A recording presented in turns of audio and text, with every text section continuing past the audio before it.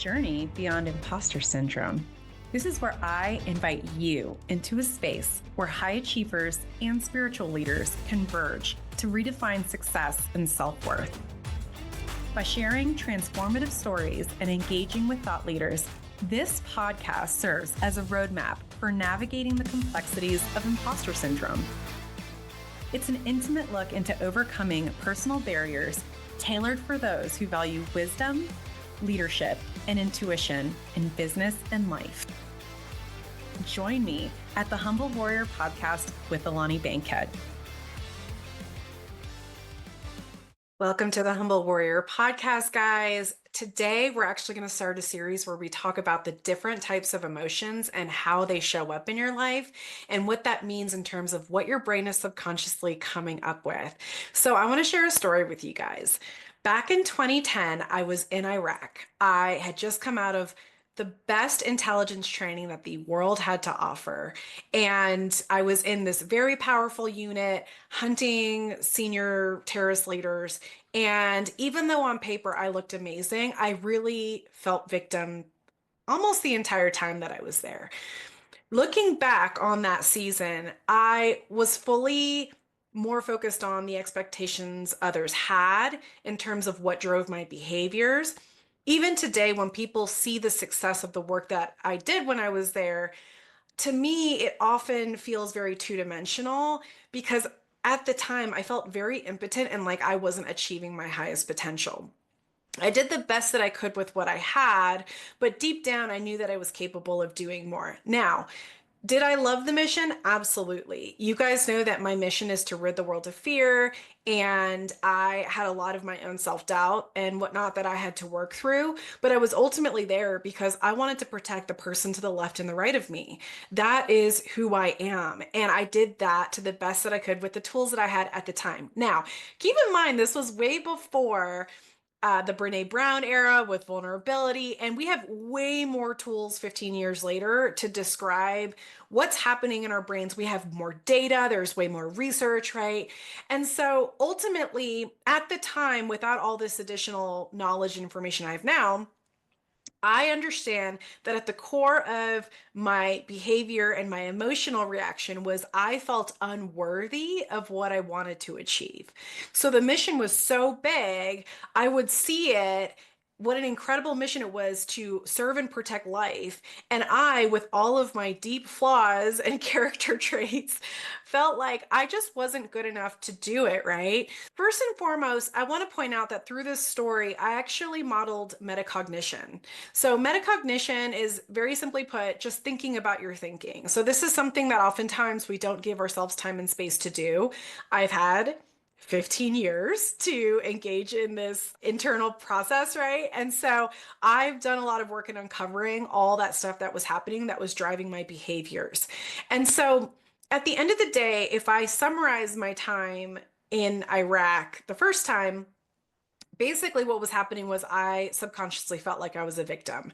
I was in a place that I wanted to be there, but it was more because I thought it was the right thing to do. I was in should mode.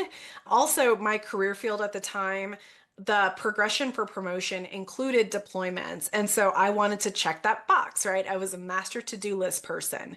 I think any really sane person doesn't really want to go to war because obviously there's a very high risk of death when you're in war zones.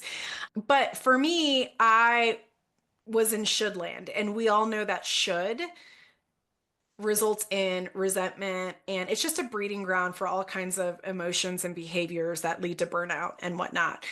So when I dig into that subconscious feeling, ultimately my inner imposter, so that little self-doubt gremlin in my head, was telling me that I was powerless to make the impact I really wanted because, and the excuses that I used were, I'm too small, too female, too brown, and I look too young.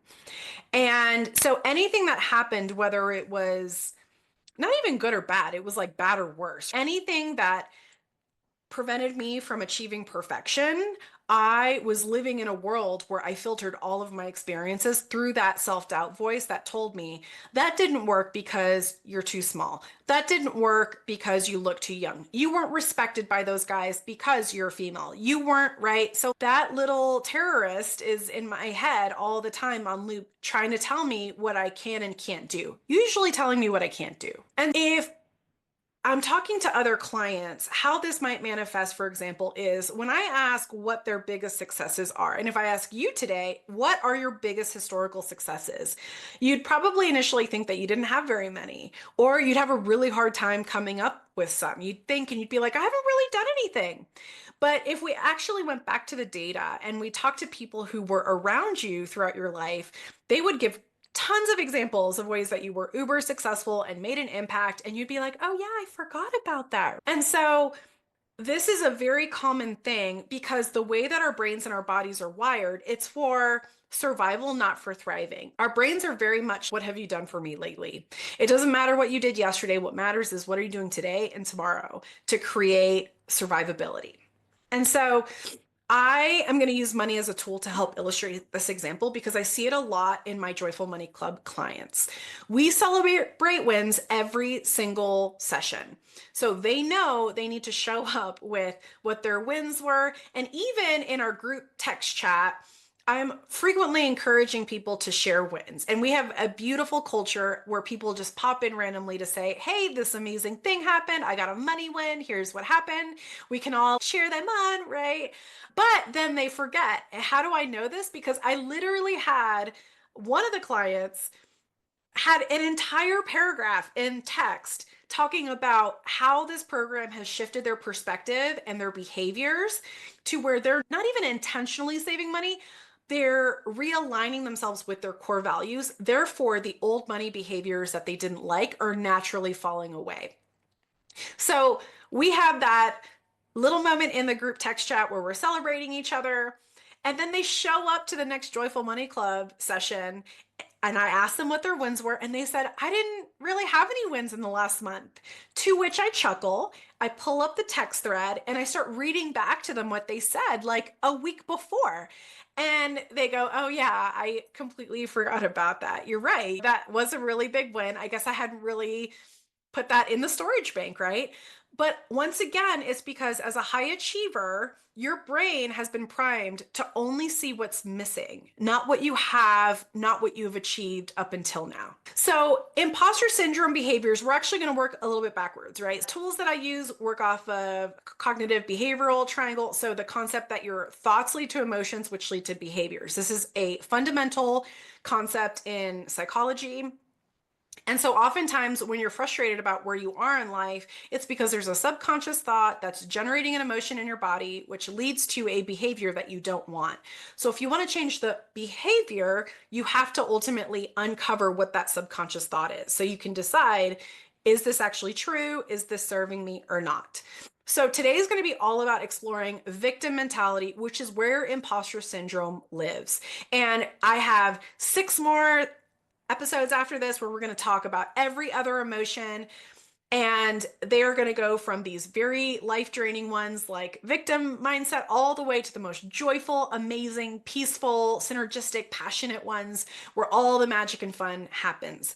And so first and foremost, I want to remind you guys that there are no good or bad emotions. There are only advantages and disadvantages to each one. So even though we're talking about victim mindset today, there are actually advantages to it, okay? And I'm going to get to that, but first we're going to talk about the behaviors because I want you to start to understand, like, how does victim mindset show up in my life? So some very common behaviors. First is your inability to realistically assess your competence and skills, right? So even when we go back to my Iraq part 1 example, I had the best training in the world on how to run human informants. And yet I still doubted myself basically the entire time that I was there. I made all these excuses like, oh, I know I have the training, but I need more practical experience. I need a mentor, right? Like all this stuff that was going on in my head that nobody else knew about. I wanted a to-do list on how to do human intelligence and counterintelligence. And we have that to a certain degree. But to me back then, to-do lists equal equaled success, but that's not actually true in human intelligence or with mostly anything in life, right? Counterintelligence and human intelligence are an art form. There's no checklist to catching spies. You have options on what you can do when you identify who a spy is. And actually, a couple of us were laughing the other day that human intelligence and counterintelligence are very different from like traditional criminal investigations where you might figure out that somebody committed a crime, you have evidence of that crime, and then that person goes to jail or is convicted or held accountable in some way.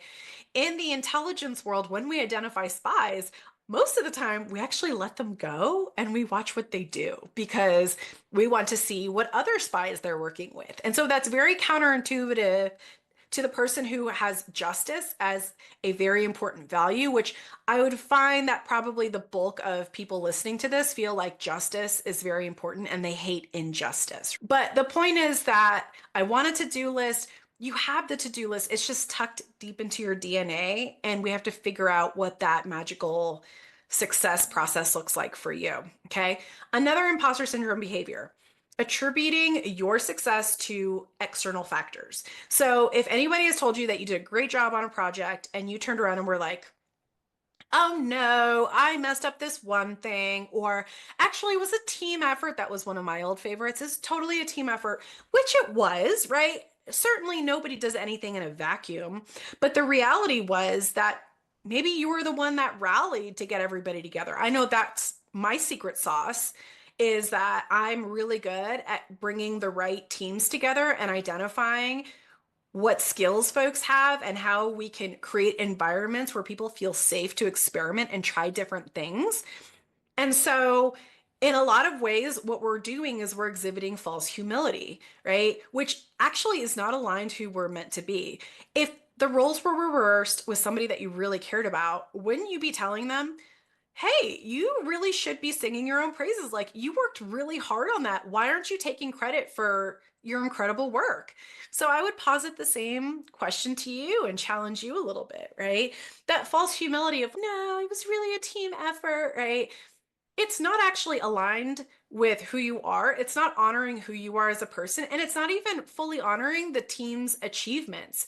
There's nothing wrong with saying, thank you so much for acknowledging the work that I and the rest of the team do. It really means a lot because we worked really hard for it, right? People know that you're the one making the magic happen. So stop lying to them and lying to yourself because we all know the truth. All right. Another behavior with victim mindset and imposter syndrome is berating your own performance. We already gave an example of that earlier when somebody gives you a compliment and you dismiss it and you're like, I could have done this one thing better, right? So constantly berating your performance, again, is another example of false humility that is not actually productive to you or the mission that you're serving. In fact, it makes you look disingenuous because people know that you're a GSDer. Imposter syndrome and victim behavior, number 4. Fear of not living up to expectations. That's another really big one. So remember how I talked about the should of being in Iraq? Like it was the right thing to do. So other people's expectations were driving my behaviors. These were things that I wanted to do. And if I'm really honest with myself, there was a really big part of me that wanted the challenge of deploying and seeing if I was worthy and capable of creating the justice that I thought our fellow service members and human citizens needed and deserved. But I use that carrot and stick approach more of what is everybody else expecting me to do, and I'm just going to do that. And that caused a lot of friction for me internally because I knew I wasn't fully aligned with doing it purely from a place of love, but doing it more because I was scared of what other people would think. Another behavior, overachieving. So in one of the units that I worked in, we hire informants, just like in the movies. You meet with an informant, they have access to information that is going to help special operations killer capture a certain guy. And I recruited in one unit their very first informant in 3 years, which I know most of you are not familiar with the human intelligence, counterintelligence world, but we constantly are working on recruiting people that will provide us with information for a lot of different reasons. But having the same pool of people that you're constantly getting information from can lead to some stagnation. And So even though I didn't have to go out and find a new informant, I did that for the team. So that was me being the overachiever and showing that like I could do something that other people maybe weren't necessarily able to do. And by the way, you can read more information about that whole crazy story in my book, The Least of Us: How Your Imposter Syndrome Points to Your Greatest Power. It is quite a wild story that I'm not going to go into today, but super entertaining. So, next behavior, sabotaging your own success. And this was something that I routinely did where there was something that I wanted to create as a solution to the mission that I was serving, but I would always just fall just shy of creating that like really blow your mind product because insert all of the above reasons and behaviors. I was worried about what other people might think.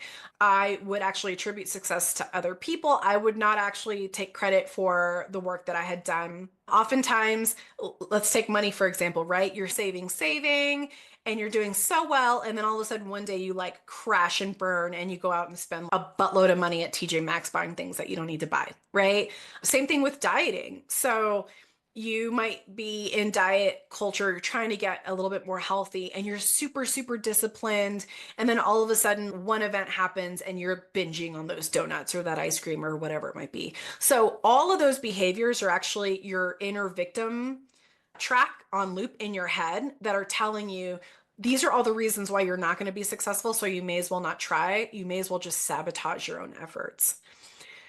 Another behavior, obviously self-doubt, right? So I certainly experienced a ton of self-doubt the first 10 or so years of my career. And I remember there was one time when I was in Iraq where I made a phone call to, I think it was my then boyfriend, and I was feeling really sorry for myself. And at that time, we didn't have like Zoom or anything like that. And you had limited phone access. So I got my once a week call or whatever it might be. And I broke down in this little crappy plywood hut. And I remembered hearing someone in the next hut over coming in. I thought I had been alone, but I actually wasn't.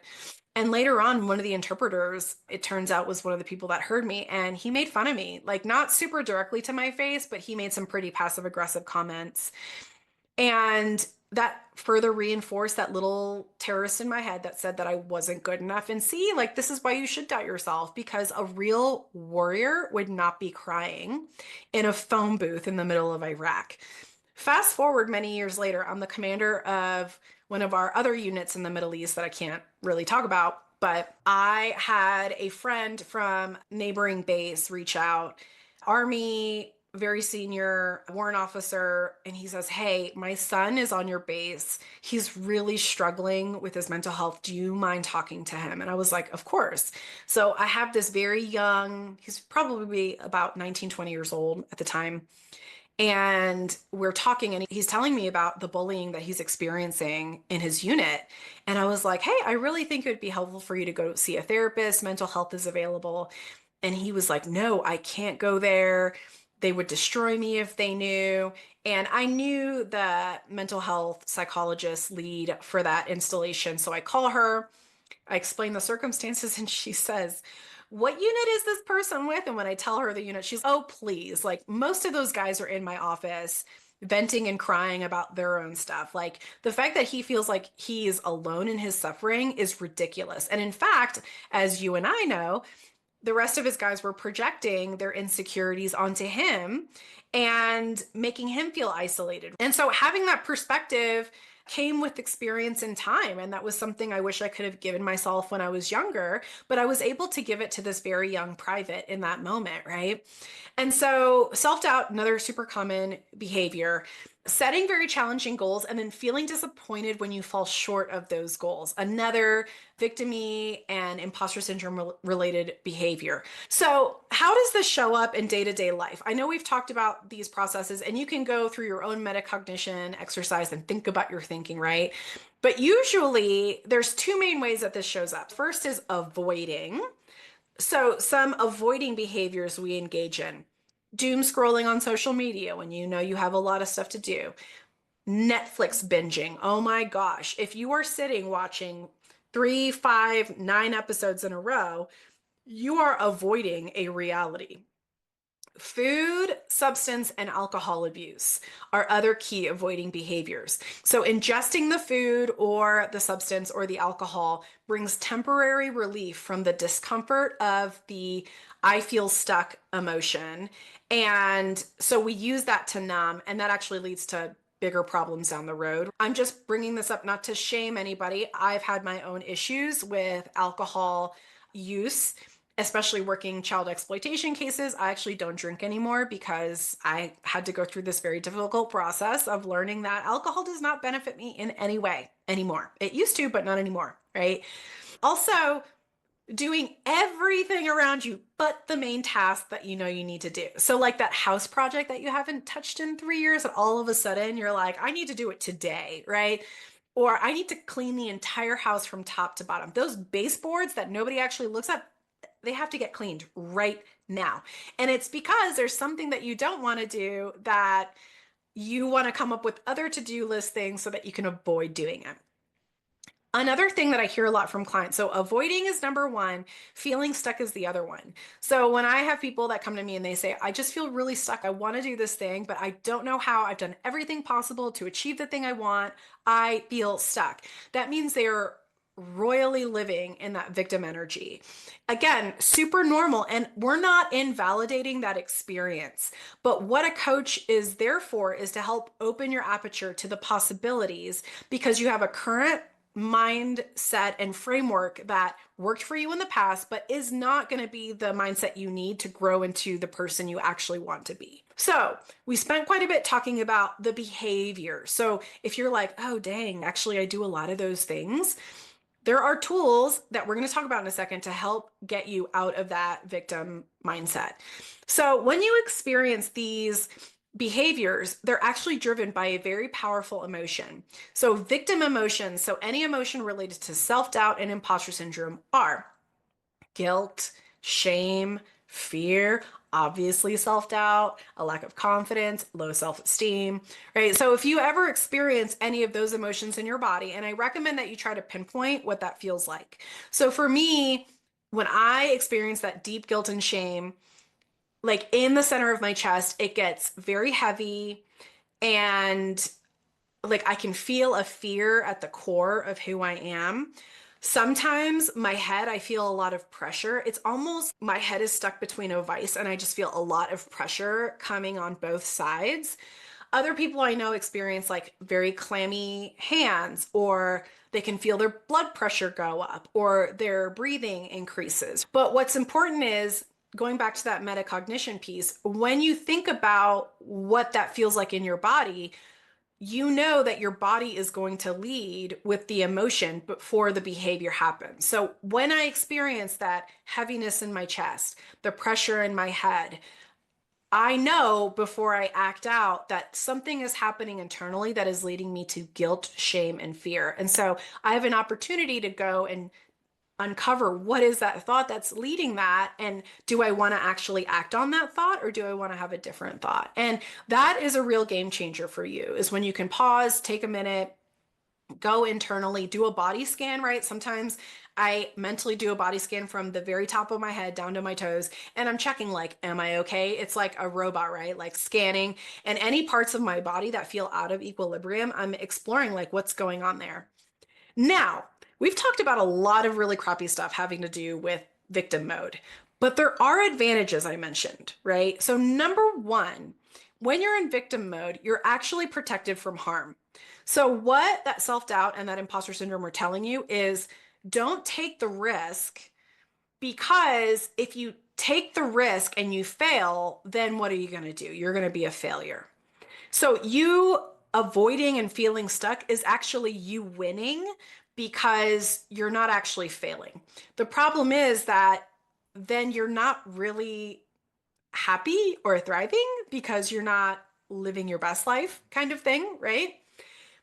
And you self sabotage to protect yourself from getting hurt, which is very common. So remember, studies show that about 70% of people experience self doubt and imposter syndrome. That number actually goes up if you're in a marginalized community. Another advantage of victim mode and imposter syndrome, you can receive lots of sympathy and attention from other people, right? So if you go to somebody and you're like, oh my gosh, this thing's happening, this sucks, like you want to vent and people want to support you, they will be your sounding board. They will help you solve the problems, right? And that feels good, especially when you're a victim feeling stuck and avoiding. To have someone see you as you are and accept you can be very powerful and validating. The third advantage is you don't actually have to assume any responsibility for your life events, which honestly, if you're getting mad at hearing me say that, then I hate to say it, my friend, but this means that this is you. So when we avoid and we feel stuck and we don't take action to create what we want, what we're ultimately saying is it's everybody else's fault that I don't have what I want. The power is not within me, it's outside of me. And I have done everything possible to harness that power, and it just hasn't worked. And so I know that comes off a little bit harsh, but you guys know that I call it like it is. And it's you avoiding responsibility because then you don't have to own up to if something goes well or doesn't go well. And then obviously, like massive disadvantage is you're encountering lots of difficulty in creating the change that you want. You're going to be engaging in those binging Netflixy type behaviors because you've quote unquote done everything possible to do something different and you just can't. And it's not your fault, right? I'm here to tell you that there is a different way and you have way more power and control than you realize. And in fact, your body has a lot more creative energy that you can tap into. So if you're experiencing these behaviors and these emotions and you want to get out, I want to share a few tools with you. So number one, I want to affirm you that even though we talked about things that you don't want, your body's actually doing what it's supposed to do. It's designed for survival, again, not for thriving. And so it's keeping you safe as much as possible. Now, I love a good visioning exercise. So imagining what's possible, imagining what you want to create, right? What is the type of life that you really want to be living is one of my favorite things to do with people that I work with. But sometimes people are so in their victim mode that when I ask them this question, the answer is, I don't know. And that is a perfectly acceptable answer. The reason why is because when you're in victim mode, you can't be creative because that's not how your body's wired to be. So when you're in prehistoric survival mode, you're looking for threats, right? Is there a saber-toothed tiger coming? Do I have enough food? Do I have community? Do I have water? Am I going to die? That's what your body's doing in victim mode. And so first tool is taking care of your body and regulating your nervous system. So one of the key things that I noticed about myself that I didn't realize I was doing for those 10 years of the beginning of my career and even before that was I was very hypervigilant. My nervous system was behaving in a way that it thought there was a threat everywhere, whether it was a supervisor who I thought was being too critical of my work, or a coworker, or a client, or whatever it might be. I was constantly looking for who possibly could kill me or destroy me. The other thing in terms of once I recognized that I was being hyper vigilant and that wasn't normal. Side note, I still remember that conversation with my therapist. It was really funny because I'm describing what I'm experiencing. And she was like, oh, that's hypervigilance. And I was like, oh, doesn't everybody else think this way? And she's, no, honey, that's not normal. So that was my first indicator that, like, oh, there is a different way to live. So I had to remind myself that there actually is no threat.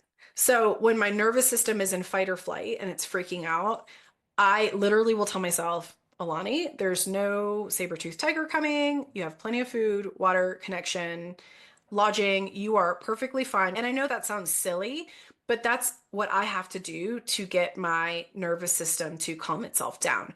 Because we know, again, the emotion is going to dictate the behavior.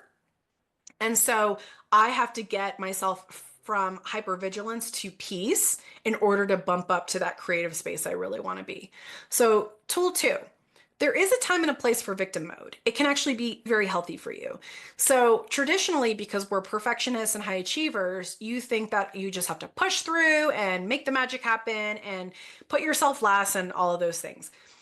You have to give a time and space for that emotion to be heard. Otherwise, if you stifle it, it's going to explode and impact you in other ways. You're going to have autoimmune diseases. You're going to get sick more often. You're not actually going to create the life you want because you're going to be self-sabotaging. And so when you're in victim mode, we want to actually embrace that at the right time and for the right amount of time. You can decide how long you want to stay there, whether it's if it's for a minute, an hour, a day, a month, a year, a decade, whatever it is, right? We all know people that are in victim mode and they've been in victim mode for decades. And it is very difficult to get those folks out. Actually, you can't get them out. They have to get themselves out of that mode, right? But you see those people and they're great examples of, is that how I want to be? The answer is probably no if you're listening to this podcast, right? So you can give yourself space to feel sorry for yourself. If that means going to the grocery store on your way home from work after a terrible day and getting a thing of Oreos and a bottle of wine and saying, I can binge eat and drink this and boo-hoo and ugly snot bubble cry or whatever it might be, but tomorrow morning it will be over. I have to get it all out tonight because tomorrow I have to get back to work. Or you can phone a friend, right? Hey friend, I had a really hard day. Having someone shoulder the burden with you is a very comforting place to be as well. So that's actually tool number 3 is phoning a friend, right? So finances, again, great example of a tangible thing that we can use. So I have clients that are terrified at the beginning of their journey of looking at their credit score because they know it's bad. But we know the truth, that bigger picture, you have 7 years before all the bad stuff drops off of your credit. So the sooner you look at your credit score and have that information, the sooner you can take action. And then 7 years from now, that stuff will drop off and you will have a beautiful credit score. But if you feel stuck or you feel victim mode, you're not going to take action generally on your own. I love recommending people take or have a credit score party. So invite a friend or a group of friends, make it a whole event and be like, I'm seizing control over my financial destiny, but I'm terrified to do it. So I need you guys to come over. I'm going to have some balloons. We're going to pop some champagne. And I don't know if I'm going to be able to pull up my credit score myself. Maybe you guys might have to do it for me because oftentimes when you have friends that support you, they look at it and they're like, honey, why are you ashamed of this? Mine was way worse. And so now you have community to support you, to speak life to you and empower you on your journey. And we all need that sometimes. Another great tool is something like an ELI 360 or a 360 assessment, right? So these are leadership tools where you can get feedback from others. Usually they pull a number of your coworkers or friends and supervisors to give feedback on who you are as a person. And when I have done these, was always shocked by the results because it turned out that the thing I thought were my weaknesses, people actually pointed out as one of my biggest strengths, which I thought was very interesting. So if you want to do an ELI 360, shoot me a note. I have that tool. We can get it sent out in a 12-hour period. But ultimately, at the end of the day, the final tool is worthiness. So you first and foremost have to decide that you're worthy, whether it's worthy of the career that you want, worthy of the project that you really want to strive for, worthy of the financial situation that you want, the partner that you want. And I remember I recently had a conversation with a client where she's, okay, I have to decide I'm worthy. How do I do that, Alani? And it was such an honest thing. And I said, it's very simple. We start with deciding I am worthy of those things. Now, we might need to use bridging language, right? Because if your body's in survival mode, remember, it can't imagine what's possible. So you can say, I want this and I will have it, but I can't do it yet. So what that yet is doing is it's triggering in our body the possibility that it could be in our future. Maybe not today. We're acknowledging that today we can't create that future, but we will in the future. And your brain is the most powerful tool that you have. Your brain, when you use that bridging language, is going to immediately start working on the solution that you're seeking. It might take a minute for the solution to present, but it will start working on it. So I told the client, you're going to decide that you're worthy, but what's going to happen is your body is not going to believe you. Your body's going to be like, no, that doesn't feel right. And then it's easier for your brain to say, see, your body's not behind it. May as well abandon this, right? Sometimes at the beginning of these journeys, I have to remind myself and the client every 5 minutes, hey, Alani, you are worthy of creating the life and career that you want. In 5 minutes, when my body starts screaming at me, no, you're not worthy, I tell it, I've decided that I am worthy. And I understand it's going to take a minute for you to get on board with the process, but you will get on board. And then 5 minutes later, having to do that process again. And then 5 minutes later, and then five, right? And then eventually it becomes 10 minutes. And then it's an hour. And then it's a week. And then before you know it, you're going to hear this voice in your head one day that says, you are absolutely worthy of what you want. And you're going to do one of these takes of somebody speaking to me, like, who said that? And you're going to realize that it was your subconscious because you finally started realigning your brain with the rest of your body and you're building trust with your body again. So just like you do in the gym, the first time you go to the gym, do you see all the changes in your body? No, it's a practice. It's something that you have to consistently engage in if you want to see results. But when you work on this practice, you are going to create those new neural pathways that are going to become second nature for you, right? So letting go of that old mindset structure and creating a new one and reinforcing it. And that's what coaching does for you. So, guys, I know I covered quite a bit today in terms of victim mode. If you want to talk through your own specific situation, please DM me at Mighty Sparrow on LinkedIn, Facebook, or Instagram to chat. Next time, I'm going to talk about level 2, which is anger and control. So when you're tired of being in victim mode, anger is going to be the next immediate tool that we use so that we can get out of feeling helpless. And in particular, guys, if you've ever felt victim-y about money, Joyful Money Club summer session is gearing up, so shoot me a DM if you would like to join that as well. But otherwise, Humble Warriors, it has been such a joy to talk to you today about victim energy and how you can make it work for you. I love you guys. I'm so proud of you. Remember, the world needs who you were made to be. We will talk to you next week. Bye.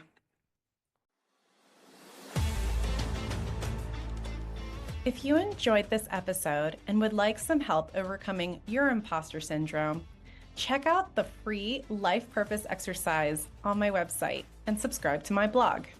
If you already know what your life purpose is and are ready to crush or harness your imposter syndrome, then you're going to love my best-selling book, The Least of Us: How Your Weakness Points to Your Greatest Power, available on Amazon and all major book retailers. Or you can hit me up at Alani at mightysparrowcoaching.com to discuss private coaching or corporate and government training. That's ALANI at mightysparrowcoaching.com. Listen, there's only ever been one you, and there will only ever be one you. And you have a specific gift to give that the world desperately needs. Don't let your self-doubt be the thing preventing you from living your most joyful and impactful life. Until next time, I'm always cheering you on.